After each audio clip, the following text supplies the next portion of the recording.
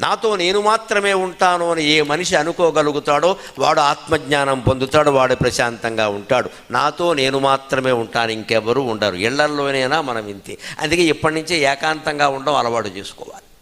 ఇంట్లో అందరూ ఏదైనా పేరెంట్ అనకో పెళ్ళికో వెళ్ళి నువ్వు ఒక్కడివి ఉండి ఇక్కడ కాపలా కాసుకుంటాడు, ఇంతకంటే అదృష్టం లేదు, మీరు వెళ్ళిపోండి అని చెప్పాలి. వెళ్ళగానే తలుపేసేయాలి. నన్ను తీసుకెళ్ళట్లేదు నన్ను ఎవరో పట్టించుకోవడం. యమధర్మరాజు పట్టించుకుంటాడు త్వరలో, కంగారు పడక. ఏడు పట్టించుకునేది? మనం ఎవడు పట్టించుకోకపోతే మనం కూడా వాళ్ళని పట్టించుకోకలేదు కదా. పట్టించుకుంటే ఆవుదాం మనం పట్టించుకోవాలి, వాడికి పట్టించాలి. ఎందుకు వచ్చిన కూడా ఇది వదిలేయి. ఇంట్లో ఏకాంతం దొరికితే అంతకంటే అదృష్టం ఉందండి. హాయిగా కూర్చో, జపం చేసుకో, మంచి పుస్తకం చదువుకో. ఎందుకు వచ్చిన గోల ఇది? మనం దాన్ని అంగీకరించలేం. మనం దాన్ని అంగీకరించినంత వరకు దుఃఖాలు పోవండి, అనుమానమేం లేదు.